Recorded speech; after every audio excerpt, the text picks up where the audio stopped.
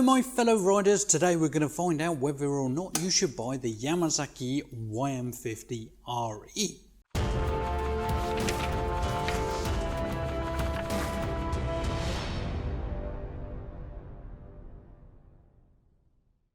Hello and welcome back to my channel. Today we're going to be taking a look at the Yamasaki YM50-RE. The Repsol, the blue and white and the black and red. We're going to do this the same way we normally do: spec, design, comfort, cost of riding and pros and cons. The test ride video will be separate. Spec. So this bike has the same sort of engine as you would find in an off-road quad or an off-road pit bike. It comes in at 3 to 4 horsepower. This version is now fuel injected. It has twin hydraulic discs on the front and a single on the back. Remember, this bike is designed to take up to a 310cc engine, so everything is massively over the top. Now you would think that this is going to cause you to go slower, but this bike actually has more pulling force than all the other Yamasaki. So the Yamasaki F30, the Yamasaki F50 and the Yamasaki F60 will go off the mark slower than this bike. I believe it's because all of the other ones have the same fuel injection system. This one has a different one. Now this bike is restricted, and on the flat it will go 34 miles an hour. But if you do go down an incline, you will find that it will go up to somewhere in the 44 miles per hour range. This is because it's not a completely hard restriction. When you go down a hill, it will slow down, but as soon as you go back on the flat, it will slowly come down to the 34 miles an hour. And that is, in third gear, it is 7,000 RPM, and in fourth gear, it is also 7,000 RPM.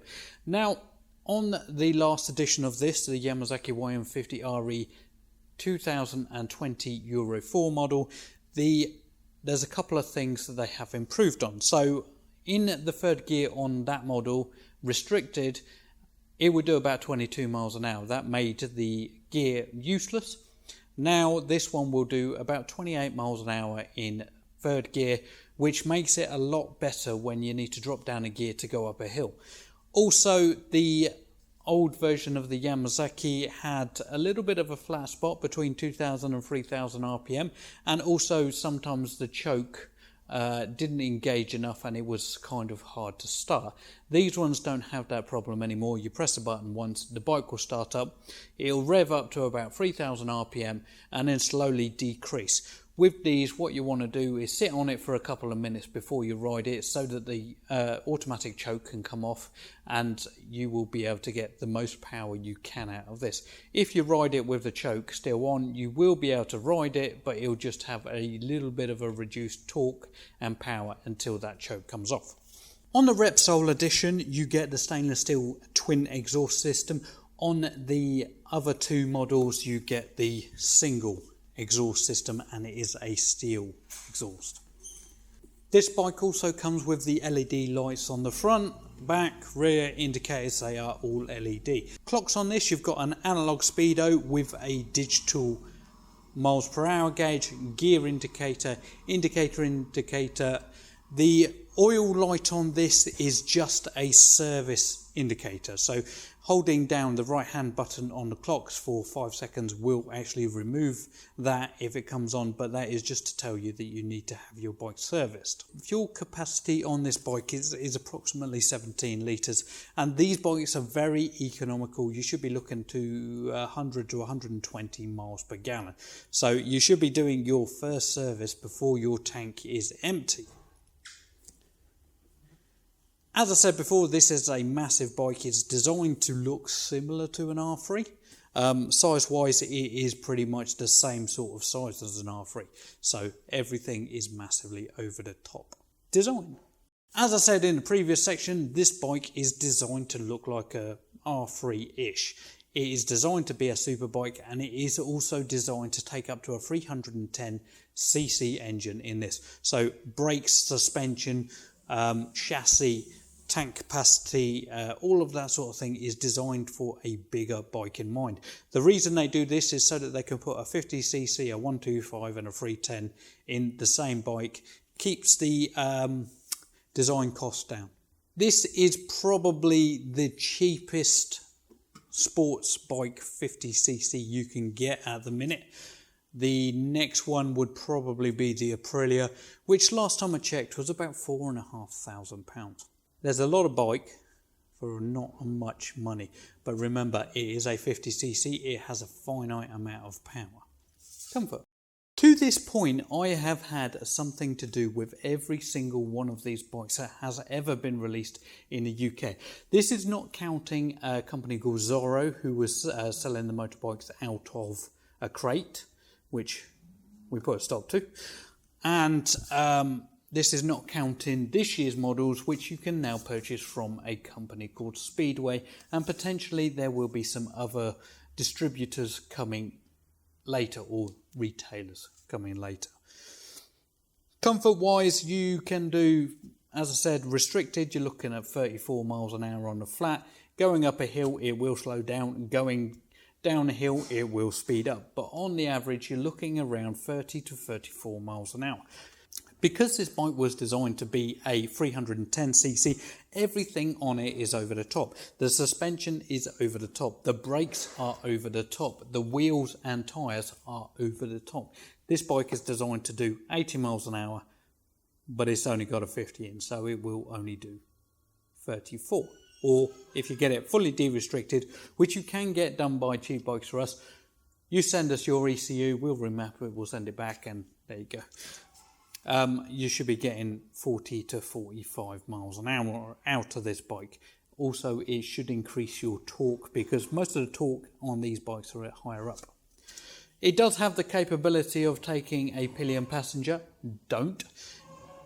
It's designed with this aspect in mind for the bigger CC engines. A 50cc engine isn't designed to take two people. A 50cc motorbike is not designed to take two people. Also, if you're on your CBT, you're legally not allowed. Remember also, if you are on your CBT, you are not allowed to take this bike on a motorway. Cost of riding. At the moment, this bike comes in at £2,099 plus £100 on the road. This one and this one come in at £2,000 plus £100 on the road. It costs more money for the exhaust system, and it costs more money to get it painted.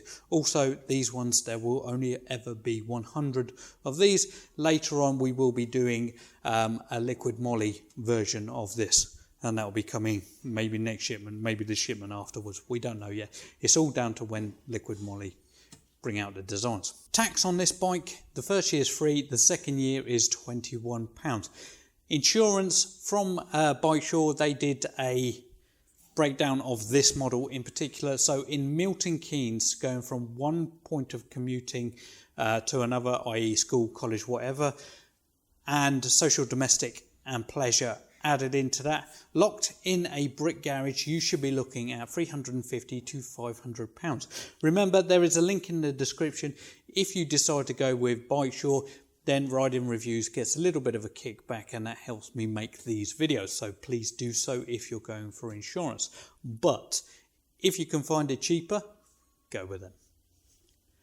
You should be looking at getting approximately 2 services a year. This very much depends on how much you use the bike, but a minimum would be 2 services a year. Your warranty, you would get 1 year's parts warranty on this from Cheap Bikes for Us, unless you bring the bike back to us directly, and then it will be parts and labour. Remember, if you are riding a motorbike, minimum you should wear is a helmet, a jacket and a pair of gloves. I recommend wearing a pair of steel toe caps. Sometimes in riding boots, they look good. They're good for protection on a motorbike, but you can't really walk around with them afterwards, so it's best off wearing a pair of steel toe caps. They will give you an equal amount of protection, and you can actually walk in them as well. So that's my tip of the day. Pros and cons. This bike is not designed to be a commuter. You can get a rear bag on the back if you want to, but you will never be able to get a top box. It is a little bit of a leaning over stance on this, and there is a little bit of a problem with this bike when it comes to riding in traffic. Reason being, it's not actually a problem with the bike, it's a problem with the people around it. The problem is this bike looks like it will do 100 miles an hour. So if you are pulling out of a junction, people think that you are going to pull out of that junction at 100 miles an hour. So they don't take into consideration you can only go 30. So tend to get people getting rather close, shall we say. This doesn't always happen, and this is only for people who aren't paying attention. But as a motorbiker, you will realise also that it doesn't matter what bike you're on, people don't pay attention. So that would be one of the only things that you will find on this.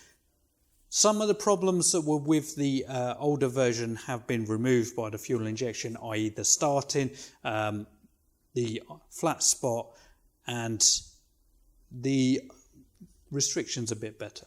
But you can have it de-restricted afterwards. So that'll be all really on this one. So thank you for watching my video on the Yamasaki YM50-RE. This is a 2021 model and it is Euro 5 specification. Also, on a side note, it will run on E10, so you don't have to worry about that. But E5 is still available for the next 5 years at nearly all forecourts. They can't remove it until the review in 5 years' time. So hit that thumbs up if you like my video, comment below if you didn't, and tell me how I can make my videos better in the future. Remember, I have got nearly 300 videos on loads of different motorbike related topics on my channel, so go and check them out. If you want to support the Riding Reviews channel, there is a join section, and we will be looking at getting you some discount codes and some perks. So if you want to do that to help me out, help out the channel, then please go ahead and hit that join button down here. But as always, ride safe.